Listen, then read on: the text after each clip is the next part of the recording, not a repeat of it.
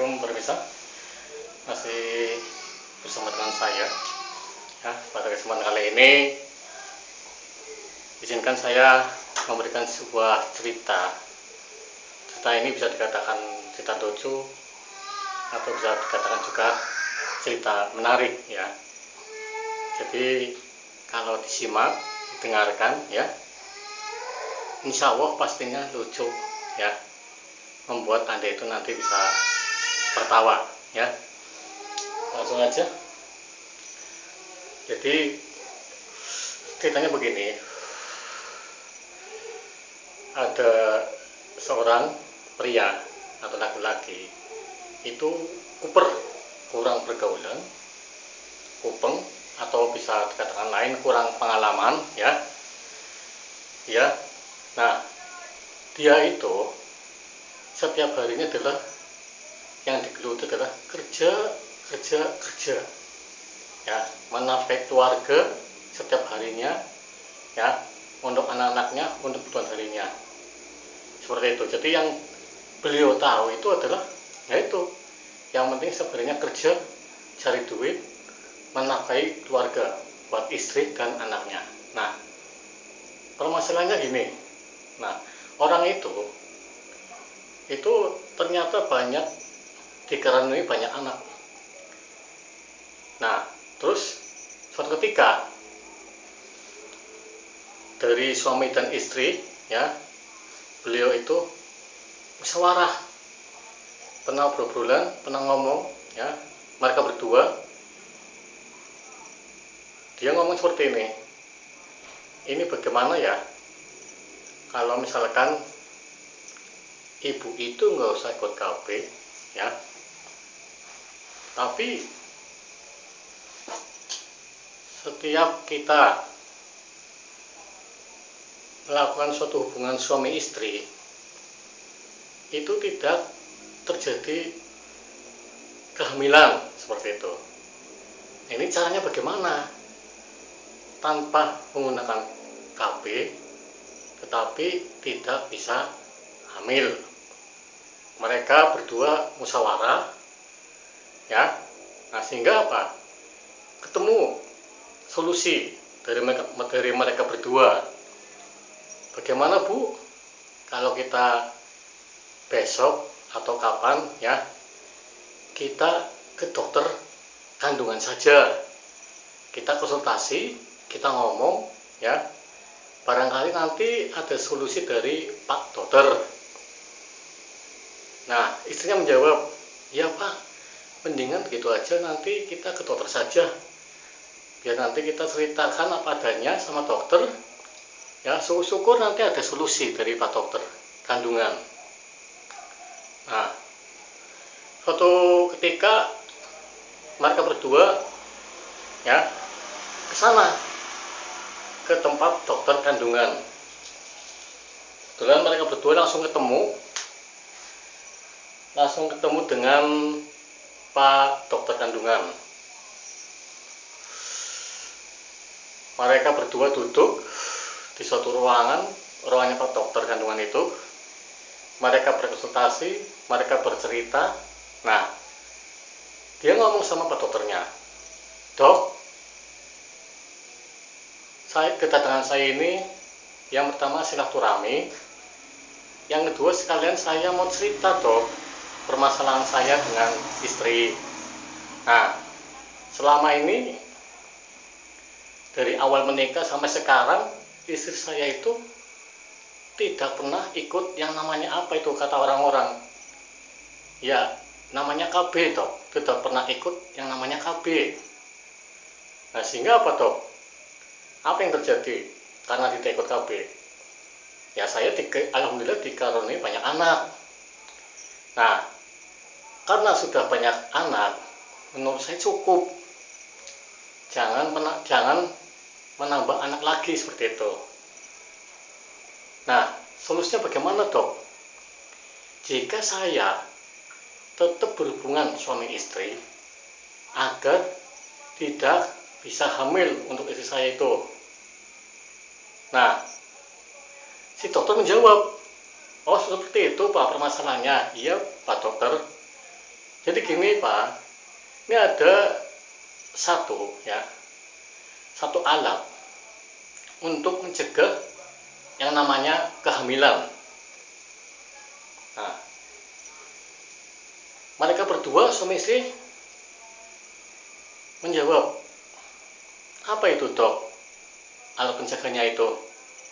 Nah, si dokter menjawab, ada alat kontrasepsi atau alat pencegahan untuk kehamilan. Ya, walaupun bapak ibu itu tidak ikut KB, ya, insya Allah nanti dengan memakai alat itu untuk pencegahan, ya, itu tidak bisa hamil. Nah, namanya adalah huruf K. Ya, jadi di sini saya simbolkan adalah huruf K. Ya, mungkin Anda semua itu tahu apa itu huruf K, ya kan? Jadi tidak usah saya jelaskan. Namanya huruf K, Bapak Ibu, ya. Apa itu huruf K? Nah ini huruf K itu adalah alat pencegahan hamil atau alat kontrasepsi. Bentuknya seperti apa Pak Dokter? Ya bentuknya seperti ini. Nah Pak Dokter menunjukkan ke Bapak Ibu itu yang konsultasi. Oh seperti itu ya Pak Dokter? Iya. Nah cara penggunanya bagaimana Dok? Cara penggunanya mudah ya. Nah si dokter itu ya mencotokkan atau memberi sampel pada bapak ibu itu yang konsultasi ya.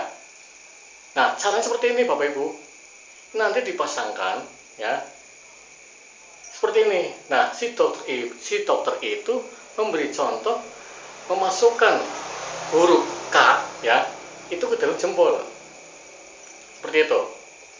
Oh seperti itu ya Dok ya penggunaannya, caranya. Nah Bapak Ibu tanya seperti itu. Iya Bapak Ibu, nanti caranya seperti itu, cara pemakaiannya. Ya sudah Pak Dokter, saya sudah paham. Dari suami istri itu menjawab, sudah paham Pak Dokter, cara penggunanya. Nah nanti sampai di rumah nanti kalau nanti saya melakukan sebuah hubungan suami istri, akan saya terapkan Pak Dokter. Ya, apa yang dikatakan oleh Pak Dokter, yang tadi saya contohkan, yang tadi Bapak contohkan.